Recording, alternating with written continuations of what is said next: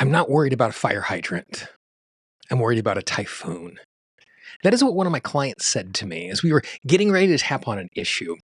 And what they were referring to was the worry that we were going to dive into an issue in such a way that they were going to be overwhelmed in this typhoon of emotion. And this is something that's good for us to be aware of because every single time we sit down to tap, we want to make sure we're doing it in a way that is safe. And it's not just safe about what I'm doing right now, but what comes next. Because if I wring myself out and I exhaust myself while tapping, I can't do anything after a tapping session. So we need to recognize that context and take care of ourselves. We want to make sure that we're safe when we're tapping. So today what we're going to do is I'm going to share 3 really simple things that you can do every single time you sit down to tap and you're worried you're going to be overcome by a monsoon, by a typhoon, by a tidal wave of emotion. This is Monterastelli, and welcome to the Tapping Q&A podcast, recorded live to tape from Williamsburg in Brooklyn. This is episode 673, originally aired September 11th, 2025. Hi, everyone.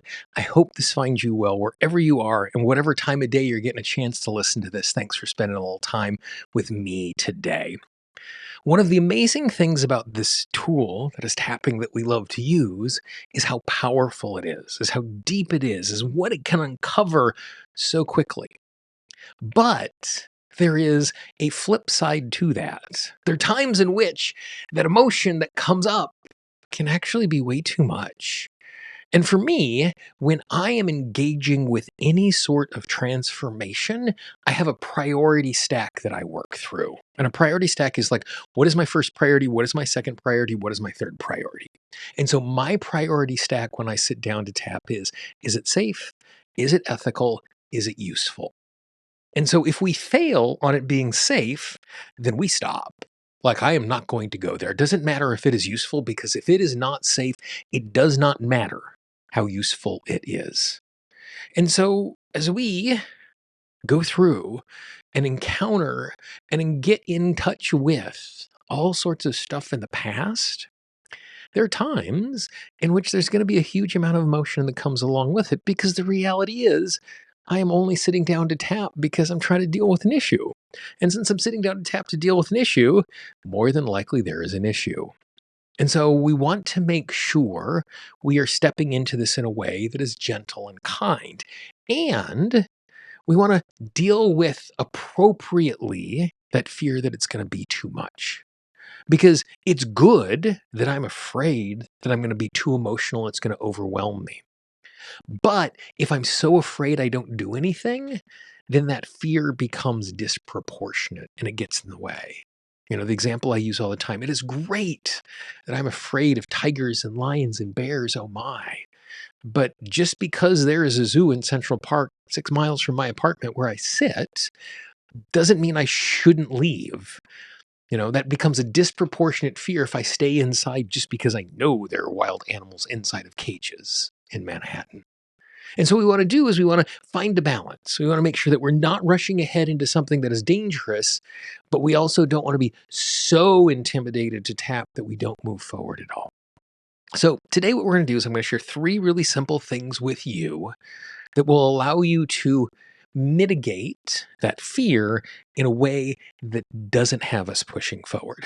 So way number 1, tap on and articulate the fact that we are not in a rush. I have found that when I say out loud what I'm fearing, I start to transform it and I start to respond in a different way. So for example, if I'm ever on the phone with customer support and I can hear frustration rising in my voice, because that's the first place it shows up for me, what I will do is I will say, I apologize if I sound frustrated. The reason why I sound frustrated is because I am frustrated. But I'm frustrated at the circumstance. I'm not frustrated at you. And when I do that in a customer support setting, it does 2 things for me. One is it gets the customer support agent on my side because I'm not beating them up, even though it's coming out emotionally in my mouth. But 2, as I say that, I immediately start to downregulate and relax inside of that. I'm nowhere near as emotional. The frustration is defanged a little bit. And so when I'm concerned about rushing forward and getting into something that's too big, if I just say that out loud and I just tap along and I'm like, I recognize the fact As I sit down to tap, there's a part of me that's afraid I'm going to be completely overwhelmed by the emotion as it comes up.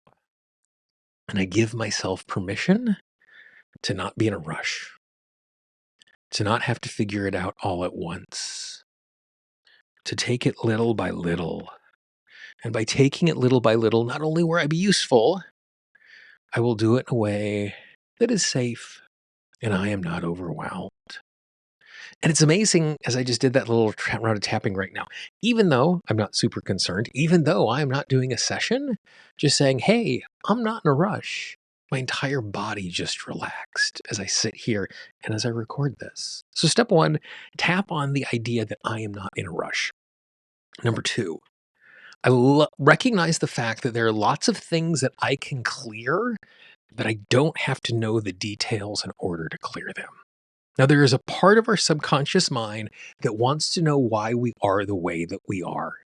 Because if I know why I am the way that I am, then I can prevent it in the future. Then I can keep myself safe. Then I can unroot something else inside of all of that. But there are circumstances that I'm never going to be in again. I am never going to be a 6-year-old who is 3 feet tall who has no agency in the world. So I'd have to understand all the details. Now, sometimes knowing those details are useful, but by letting go of my need to know all of the details makes it easier for me to transform, which means those emotions that I'm afraid of, I can give permission to not hear. So it looks like this. I recognize the fact there is a part of me that wants to know exactly why I am the way that I am. And I appreciate the fact that knowing some of these things are going to make a big difference. Knowing some of the details will help me to avoid these situations in the future.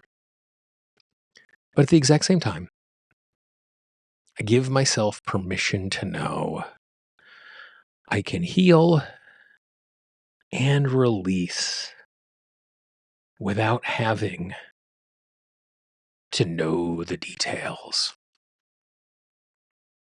I give myself permission to heal without having to relive any of the details. If there are details I need to know to heal, I will know them. If there are emotions I need to feel in order to heal, I will feel them. But I don't have to know all the emotions in order to heal. And it is amazing how decompressing and relaxing that's going to be. And all of a sudden, things will just start peeling off in a way where we don't have to engage with them. So, number one, give ourselves permission not to be in a rush. Number two, give ourselves permission not to know everything. And then number three, anytime you're overwhelmed, just tap in a content-free or wordless way. I talk about this all the time, but there's a reason that in my Tapping Mastery Blueprint, where I teach the 5 essential applications of tapping, number one is content-free tapping. And that's not because it's the easiest, because we're just tapping on the points. It's because it is so powerful. Our friends at the Peaceful Heart Network, who are working with migrants and refugees and prisoners and students all over the world, that's the place they start. It's so much safer. It's so much easier. And so anytime you're feeling overwhelmed, like this is going to be dangerous or overwhelming for me to do it, just tap in a wordless way. And don't even tune into the issue. Don't be like, I'm tapping wordlessly on this thing I'm afraid of. You can do that, but just simply being present is enough. So the next time you sit down to tap and you're concerned that, boy, this is a big issue and I'm going to be overwhelmed, 3 simple things you can do. Number one, don't be in a rush. Number two, I don't need to know the details in order to heal. Number three, just tap in a wordless way. It really is that simple. Now, if you know someone in your life who could use these little steps, please pass them along. As we always say, our marketing budget is your word of mouth. There might be someone in your life who could really appreciate this. And to be honest, the highest compliment you could ever pay my work is to share it with someone else. So please pass it along if you know someone in your life. Don't spam your inbox, but you might know 1 or 2 people. The other thing is, I want to give you another resource today to tap along to. I got this idea from Alex Schmidt, who hosts the podcast Secretly Incredibly Fascinating with Katie Golden. It is one of my favorite podcasts. It's a delight for my nerdy little brain. But one of the things that Alex does at the end of every episode is he takes a random number generator and just finds an old episode. So before I sat down to record, I did exactly that. Today, the random number generator gave us the number 256, and that is for an episode on tapping for when we are judgmental of others. I can remember the moment that is referenced in this particular podcast where I judged someone I did not know and just felt horrified by that particular thing. This is a good and useful tool for you to have. All you need to do is go to tappingqanda.com/256. That's tappingqanda.com/256. Or if you want to check out the entire 673 podcast archive, all you need to do is go to tappingpodcast.com. Now, as you look at the screen right now, you will see the entire Tapping Q&A podcast archive on YouTube. Click on that playlist, dive in there. There's something good waiting there for you. And I look forward to talking with you and tapping with you again real soon. Bye-bye.